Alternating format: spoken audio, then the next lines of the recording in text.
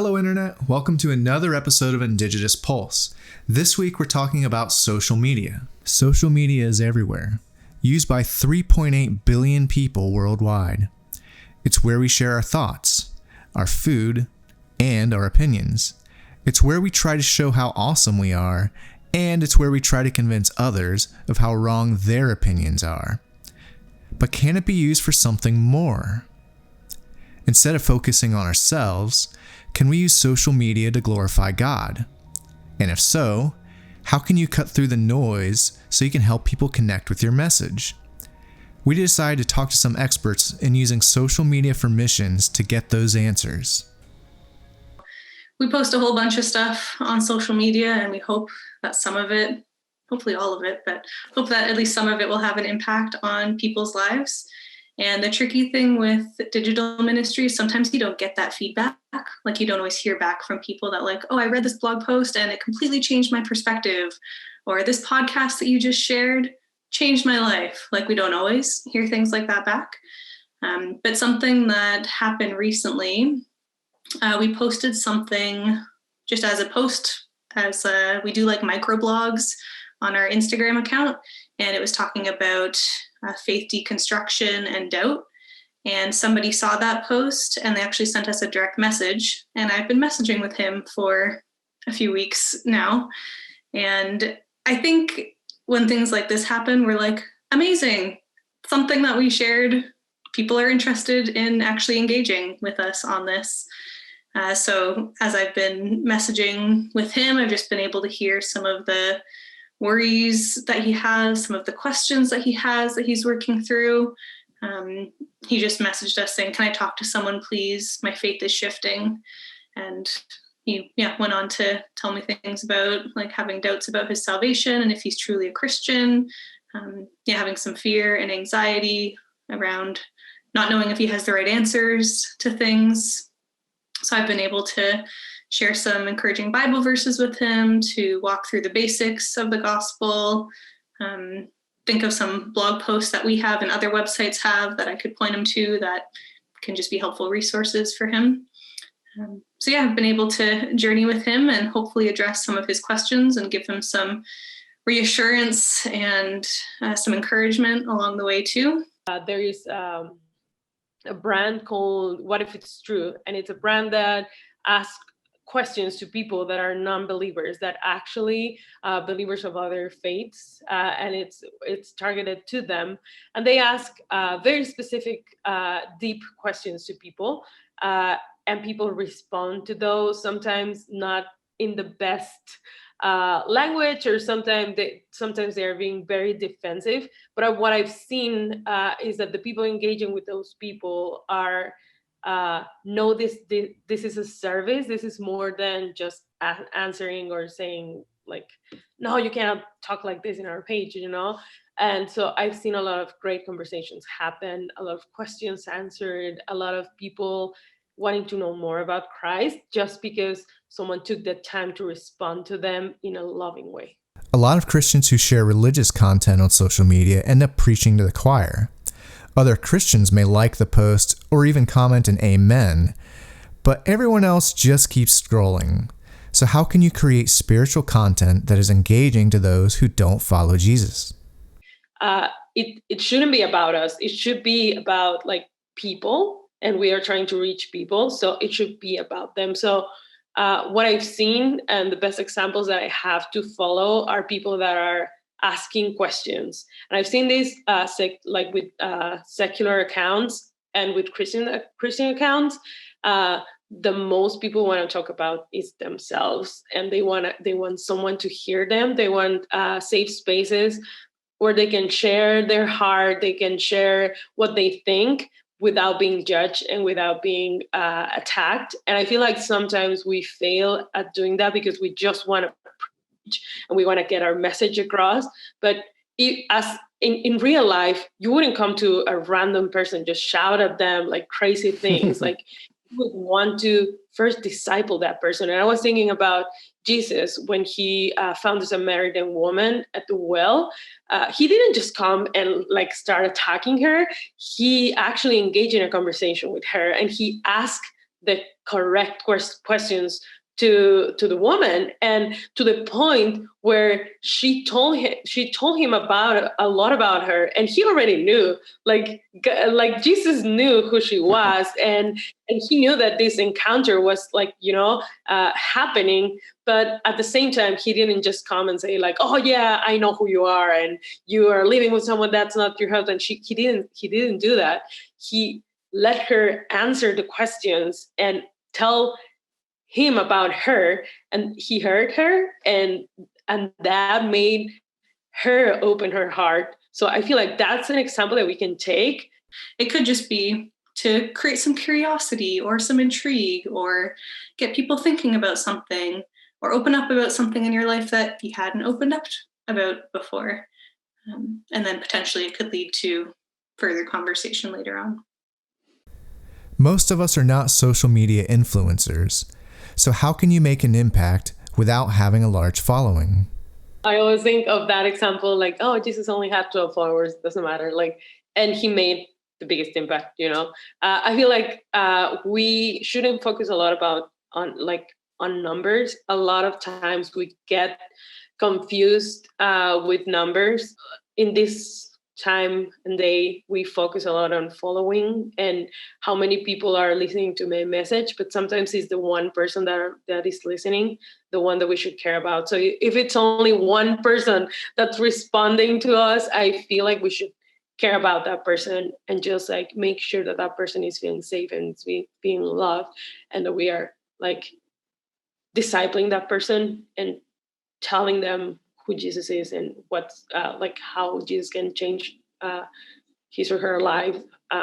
So I feel like that is something really, really important. Some of the friends or family members that we have in our lives, you could be the only Christian in their life, or the only Christian that is actually loving towards them, or the only Christian that's faithfully living out the Christian life.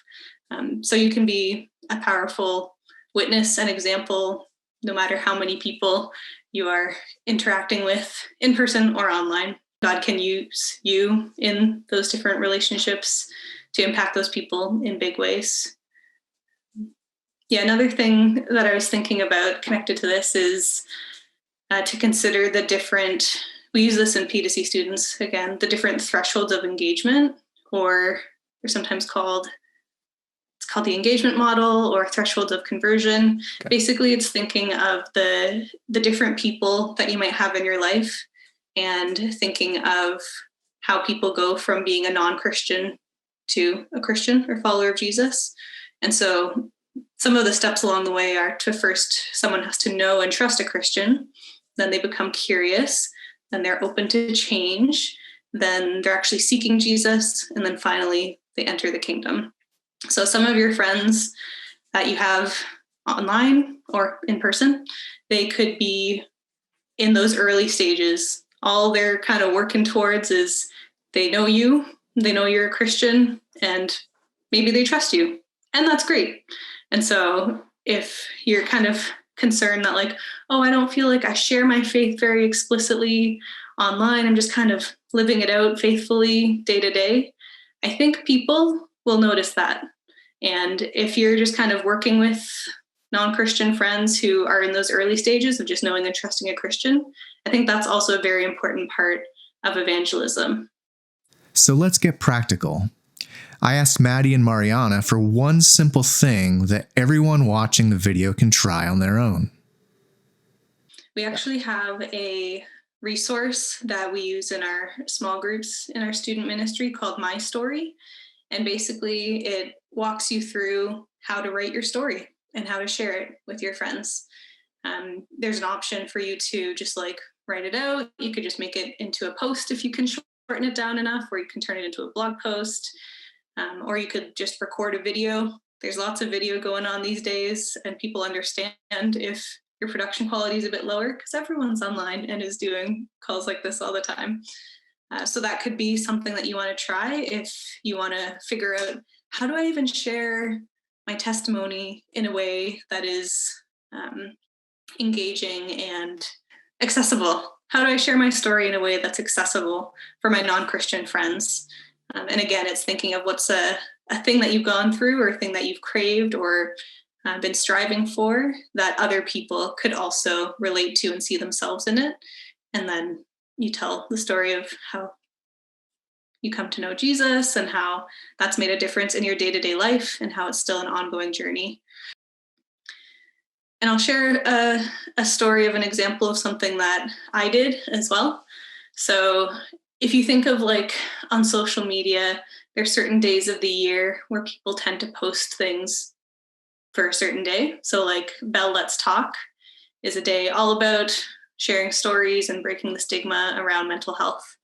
And so on our like ministry social media accounts, we'll post some stories there and we'll share things there. I've written a handful of blog posts for our ministry. And so the one year I had written something that was about to get published, like in the next week or two after this Bell Let's Talk Day. So I thought, oh, maybe I'll give like a preview or a snippet of my story and put that just on my personal social media accounts. So I did that. I just put a post. It was just like a selfie of me in a mirror and just sharing a bit about some of my struggles with mental health. And I opened up about being in an emotionally abusive relationship in my past. And then like through my blog post, I was sharing a bit more detail on it than just the social media post. But in the blog post, I shared more about the hope that I found because I have Jesus in my life. I think in my social media post, I like started to get at it, but again, wasn't telling the whole story, wanted to give some intrigue. And I had a number of people comment on my post and send me messages saying that they could relate or something similar happened to them. Both young and old, Christian and non-Christian, messaging me saying like, thank you for sharing that. That was very vulnerable of you. What encouragement that like you've come through on the other side. So in being open and honest about my life and showing how Jesus has made an impact on me, it opened doors to conversations with other people too.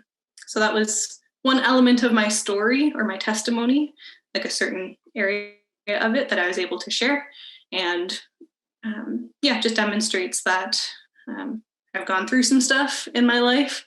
And God's been good and he's been gracious and his love has been on display in my life. So when people see stories like that, it can inspire them and it can, again, just cause some intrigue. First, make sure that the people that you are trying to reach out to care about what you're saying and do it with like small bits of information instead of just like presenting everything and then trying to get them engaged. So that I think can be a good exercise, just creating your content plan. What are you going to post about? And again, I feel like the first test should be asking people something about themselves, even where they are from or something, and see how that post gets a lot more engagement than the one you're talking about, like, I don't know, something like really deep. And it can be, you can talk about deep things on the internet, but you need time. If you wouldn't go to a restaurant and scream at everybody what you want to say, like if you wouldn't do that in real life, maybe think twice before doing it in social media, right? I feel like this year has shown us the power that it has to connect us, but it also has shown us the power that it has to disconnect us. So just make sure that you are using it for connection. And I always, when I talk about social media, I always go back to Titus 3, and it tells us about how we should engage with others in the church. And if you go through that passage and you study it, it applies to relationships, but I think it also applies to our relationships online because, it's the way we are connecting right now. So I would encourage you to read that and think, how are you using your social media for good works, for good. So on Instagram stories, there's a lot of different stickers. So you can like post something and get people to DM you or like ask you anything. So I think that there's a lot of fun things that you can try there, even if you're just like asking people what questions they have about Christianity. Or I've seen some people post, "Are there any ways I can pray for you?" And then people will type in something, and then that can start a conversation too. So yeah, I like the idea of trying things out.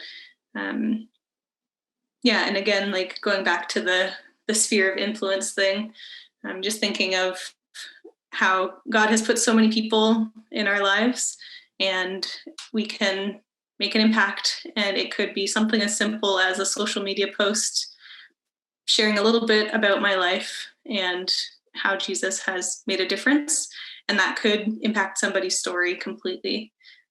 So in living out our faith, both just in everyday life, in person, and on social media, I think we can have a lot of faith that God can work through us. We might not always see how, but we can share our faith in different ways, and we can leave the results up to God and trust that He'll work through us in different ways. Social media is a powerful tool that each of us can use to reach the people in our sphere of influence. You don't need to be an influencer. You don't need to be a preacher or biblical scholar. All you need is empathy, a desire to connect on a personal level, and a willingness to put yourself out there. We encourage you to experiment. Try one of the recommendations in this video and see what happens. We would love to hear how it goes. You can do this. If you have a phone, you can share your faith.